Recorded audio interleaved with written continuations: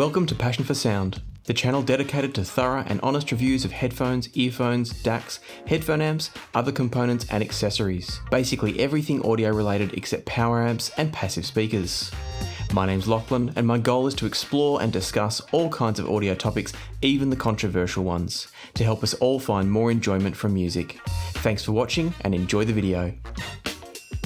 Hey folks, welcome to another Passion for Sound audio review, and today a look at the Shure KSE 1200 Electrostatic IEM, thanks to friend of the channel Bill. Some time ago now I bought my Mojo and Poly from Bill through the StereoNet Australia classifieds. Bill was kind enough later on to reach out to me and offer his Electrostatic KSE 1200s for review on the channel. Having never heard an Electrostatic IEM and only having brief experiences with electrostatic headphones, I was really keen to try them out, and I'm so glad that I did. So Bill, thank you for providing this opportunity for me to hear them for myself, but also to share them with all the viewers out there. These are a $2,000 US IEM, or about 3,000 Australian dollars. And that makes them very much a flagship style IEM. Being electrostatic, they're also a very unique type of IEM. And unlike the electrostatic drivers that are popping up in things like the Unique Melody Mest, or also in some of the T-Audio IEMs, such as the Clairvoyance and the Monarch, these are actually a high voltage electrostatic. So in a lot of those other ones that don't have an external power supply, what's going on is there's a statically charged film that's held between two contacts of some sort, two grids, that will carry the audio signal. That's a version of an electrostatic design, but in some ways what you have here in the KSE 1200 is more the purer representation of the electrostatic design, where it all began if you like. And that is that we've got this energizer unit here, and I'll talk more about this shortly, but this unit is providing a high voltage charge that runs through a couple of grids within the IEM itself, a couple of panels, and between that is a very, very fine film that's going to be attracted to or repelled by the high voltages within those two plates. To understand how these work and how they sound, we don't need to understand all of the finest details of how that works. What really matters is the fact that that film is suspended in air, so there's no mechanical resistance like there is on a traditional dynamic driver, and it's also incredibly thin. Unlike a planar dynamic driver where it has to have the wire tracing in it in order to run the current through, in the case of an electrostatic IEM, it's just a very, very thin film that is going to react and respond to the voltages around it. It's kind of like the same thing as if you take a plastic ruler, rub it against your clothes or your hair, and then you bend water with it by holding it next to the running flow of water. It's a similar concept here. So in this case, the voltage, which would be on a ruler in that experiment, the voltage is being run through those plates. And instead of the water, we've got this very, very fine film that is going to react to the electric charge. What that means is it can be extremely responsive, very quick to move and very quick to return back to normal. And that's really the key to the whole sound of the KSE 1200s. They have this incredible sense of speed and transparency that I'll talk more about in a second. Before we do though, let's talk about what you get if you buy the KSE 1200. The most obvious thing, of course, is that you're going to get the IEMs themselves. These come in a fairly nice shell in terms of the look of it, but I have to say it doesn't feel particularly premium in terms of design. I actually think that Shure's SE846, which are a much cheaper headphone at about half the price, they're not cheap, but they are cheaper than this, I think they're actually better built. These don't feel particularly good in terms of build quality. I don't think they're going to fall apart, but I would have liked to see and feel a better quality build. The good news is the form factor is very comfortable. They use the Shure nozzles that are a very narrow nozzle that therefore makes insertion very comfortable regardless of your ear canal size. Those with larger ear canals will obviously have to find larger tips, but it gives a full range for those with very small ear canals all the way to those with large ear canals. So in terms of comfort or ergonomics, the KSE 1200 is absolutely fantastic. In terms of what appears to be longevity and stability of the design, it's maybe not quite what I'd expect. One other thing that some people might not like is the fact that these cables are fixed. Now I totally understand why they would do that though, because this cable is carrying high voltage. If you've ever been shocked by high voltage, which I have, and that's this little plug here, which is the power input. Oh shit. Then you'll know it's no fun at all.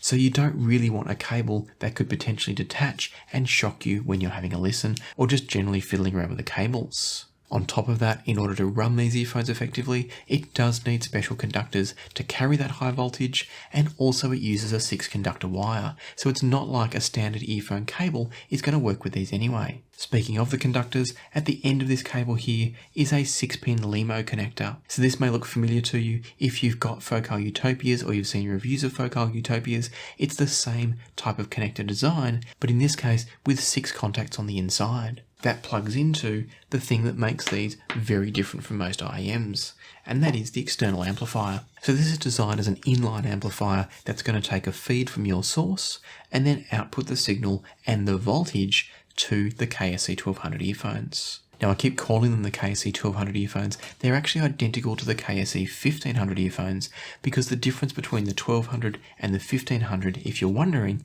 is that the 1200 has just this amplifier, whereas the 1500 has a DAC built in to the amplifier unit. The earphones themselves are identical, the amplification stage, as I understand it, is identical, so it all comes down to whether or not you need the DAC or whether you want to feed it a signal from your own high quality sources. Most of my testing of the KSE 1200s was done with the Ibasso DX300 and or the TT2 over there, so 2 extremely high quality sources that are likely better than what's built in to the KSE 1500 DAC. So having explained the difference between the two, let's talk more about this. So the way this is designed is it takes a 3.5mm input from whatever your source is, and then it outputs the voltage and the signal through the multi-contact LEMO connection up to the earphones themselves. Over on the side here, we've got the power switch and the volume control. Now this is designed that it's meant to have a certain level of volume to work most effectively. So there's also a light on top that tells you when you've got enough signal, when you're getting a little bit too much signal but still okay, it goes yellow,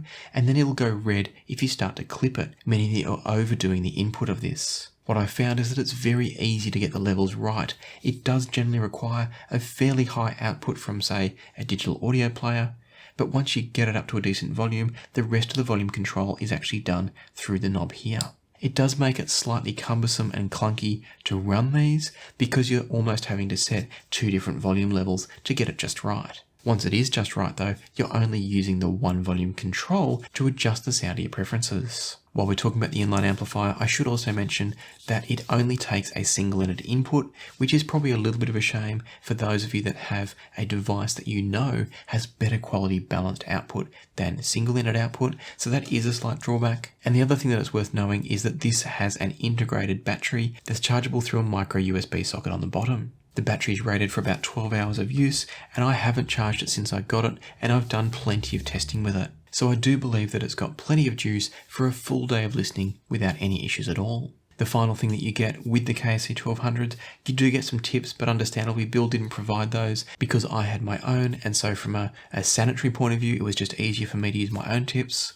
But then there's also this case provided here. Now you might be looking at that thinking that looks pretty small for everything that I've shown you here, and indeed I believe it is too small. I can't see any way that you're going to fit this amplifier into this case as well as the earphones. And that to me is a bit of a whoopsie. If you're going to provide a case to go with a product like this, I don't understand why Shure wouldn't provide a case that fits both the amplifier and the earphones themselves. Now what you're going to be doing is carrying 2 different boxes or one box and a bundle of earphones. It doesn't make a lot of sense to me, and I do think it should come with a case that comfortably holds and protects the earphones and the amplifier both from one another but also from knocking around in a bag. It is a minor issue, but I do think it's one worth raising. But there is good news. Despite the fact that there are some issues in terms of the case not being big enough to hold everything, and the fact that it's single-ended input only, and the fact that the shells are maybe not quite as premium in feel as you'd like for a $2,000 earphone, when you get to listening to the KSE 1200, all of that goes out the window instantly. These are a magnificent sounding IEM.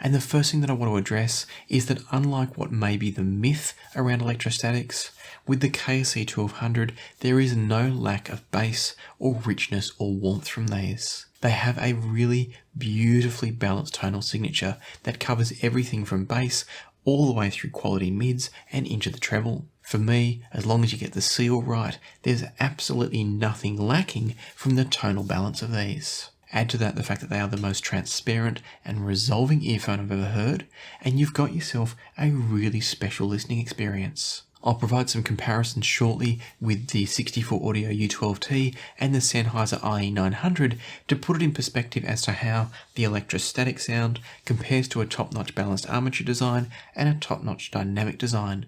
But first, let's just stick to talking about the KSE 1200s. The treble from these is probably the best treble I've ever heard in an IEM to date. It's crisp, it's clean, but it's incredibly smooth.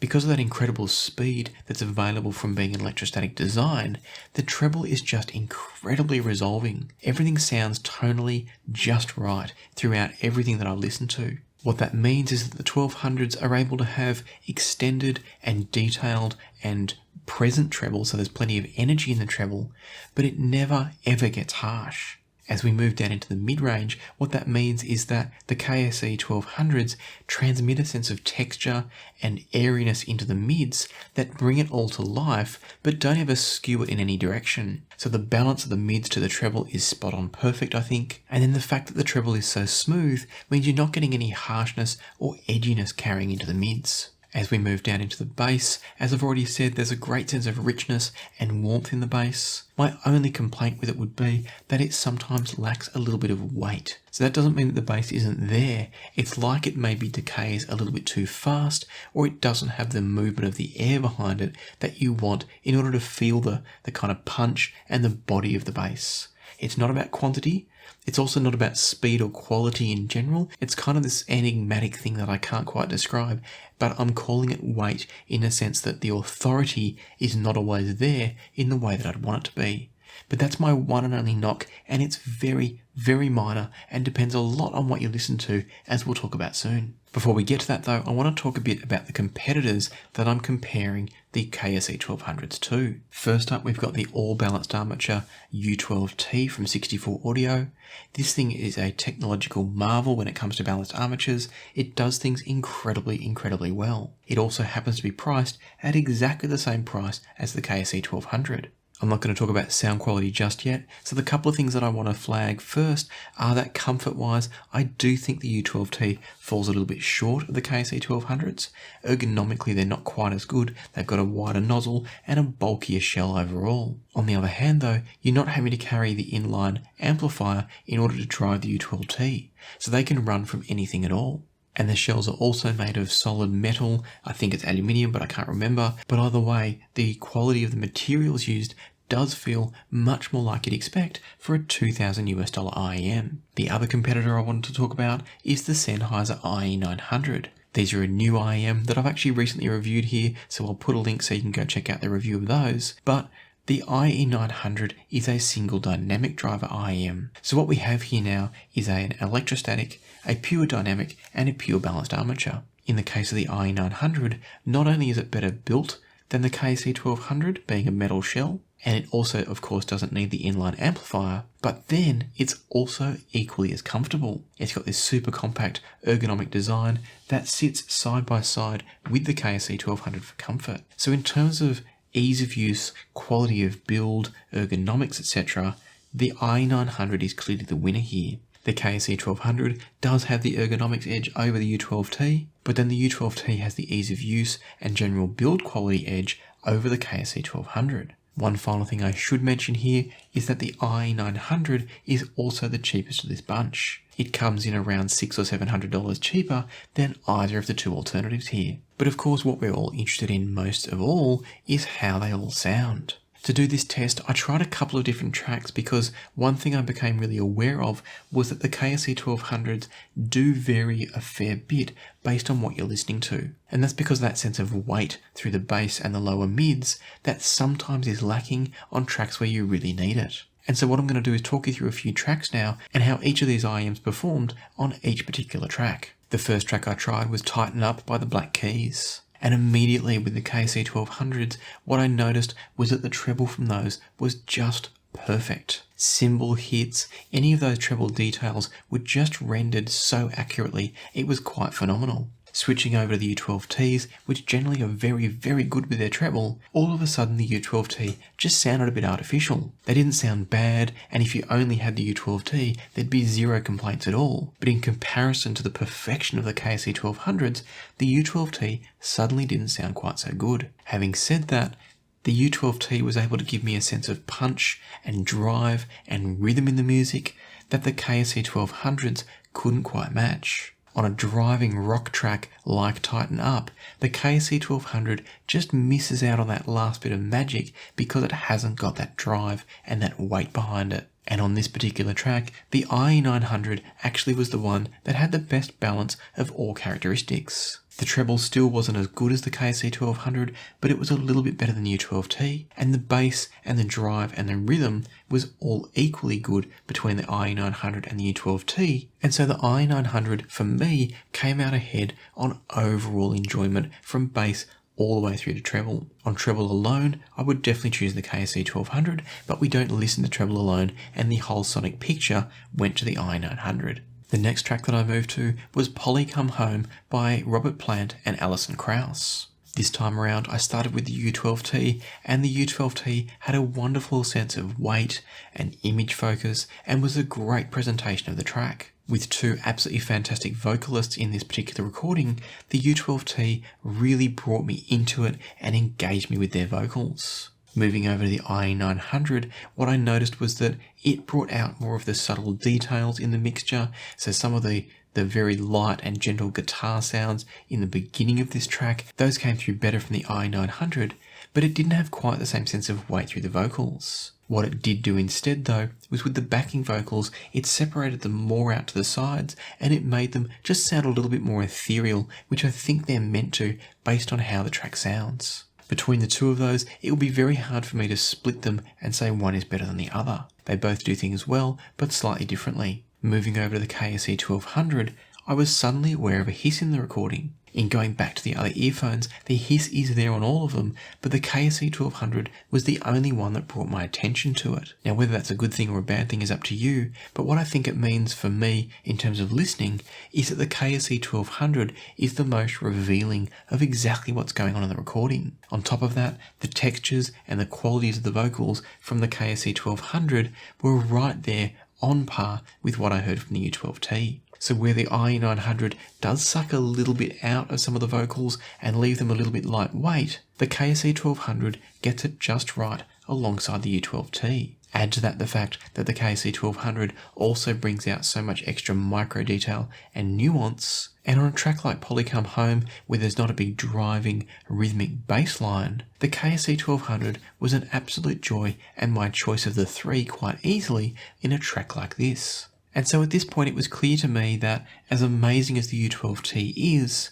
if I had to choose out of these three, it would come down to the KSE 1200 or the IE900. And so I tried one more track to see if I could split whether I preferred the KSE 1200 or the IE900. And the track I used was called Forgiven by Jamie Woon. Listening to this track, and in fact the whole album is beautifully recorded, maybe slightly artificially enhanced sounding in terms of the recording, but it's quite fun and exciting to listen to on IEMs because all of the sounds are split up so well. Listening to that track on the IE900 and the KSE 1200, the 1200 provides just miraculous transparency and resolution of details, but it does fall short on note weight. From an overall point of view, I felt like the IE900 gave me a more truer representation of the sound because it had the weight to back up the detail, whereas the KSE 1200 was just a little bit too much on the side of detail with not quite enough weight. The mids and the treble from the KSE 1200 are very, very hard to beat, and if it weren't for the need for that weight and punch and authority in a track like this, the KSE 1200 would win. But because it's about the overall sonic picture, the IE900s did take the lead for me and are the ones that I would reach for with that particular track. And that brings me to what I think is an interesting conclusion and something that kind of surprised me as I went on this journey with the KSE 1200s. And that is that for me, they're an earphone that I think excels with any music that doesn't need a lot of punch or authority down low. Not because they lack extension or the overall tonal balance of bass through mids through treble, but because they don't have the sense of authority and weight to back it up. I think for classical music, acoustic music, even more lightly arranged, less heavy sort of rock and blues, things where you're not expecting a pushing, driving bass line, the KSE 1200s are probably one of the best IEMs on the planet. The problem is, if you're somebody like me who listens to a really broad range of music, they're going to fall just a little bit short of the best possible sound you can get when you want that extra bit of oomph. That's where the IE900 to me is so exceptional, is that it provides a really nice approximation of the treble qualities and the resolution and detail of the KSE 1200, while also having the thump and the presence and the authority when you need it. Don't get me wrong, the IE900s are not as good as the KSE 1200s in the mid and the treble areas. But what they do is they balance the slight shortcoming there with exceptional bass qualities, and that makes the overall sonic presentation for me slightly preferable from the 900s. The other thing that I'm taking into account as I'm talking about all this is the fact that the KSE 1200 does require the inline amplifier. So it's not a simple IEM that you can grab, plug into a device and just go. You've really got to set it up. You've got to get the volume levels from your output device. You've got to then switch on your energizer. You've got to plug this into the energizer and the energizer into the output device. And so there's lots of steps involved to get listening. Whereas with something like the U12t or the IE900, you grab a cable, you plug it in and you press play and that's it. So there are pros and cons in every direction. Where all this has left me though, is that I'm finding myself leaning towards keeping the IE900s, sending the U12Ts on their way, and ending up picking up a pair of KSE 1200s for myself, because to me, the KSE 1200s do some of the things that I like better about the U12T in terms of a slightly better tonal balance without that bit of sucked out mids that the IE900s do. So for me, I'm almost inclined to go KSE 1200s for ultimate resolution and clarity and natural tonal balance, and then have the IE900s for my on-the-go, fun, engaging listening. I haven't landed on a decision there. All three of these earphones are world-class and I'd be completely happy with any one of them. But the 1200s have really sparked my interest and are so unique at what they deliver. So firstly, I want to say again, thank you, Bill, so much for giving me the chance to try the KSE 1200s. They're not something I probably would have tried otherwise. To everybody else, I want to say if you're in the market for a top-notch pair of IEMs, you're happy to have the inline amplifier and that kind of a setup, then I'll put some links down below where you can go and check out the KSE 1200 for yourself. I highly recommend them if you listen to the sorts of genres that I've just talked through and identified as suiting the KSE 1200. They're also not bad on those other genres, I should say that really clearly. They are not bad on genres like rock, where you might have stronger bass lines and need a bit of authority. They just fall a bit short of these other flagship IEMs. But if they're the only IEM you had, there's absolutely nothing wrong with them and they're still incredibly enjoyable. So once again, if that's of interest to you, I'll put some links down below so you can go and check out the KSE 1200s for yourself. Thank you again to Bill. And for now, I'll leave you to the music, so happy listening, and I'll see you here next time on Passion for Sound.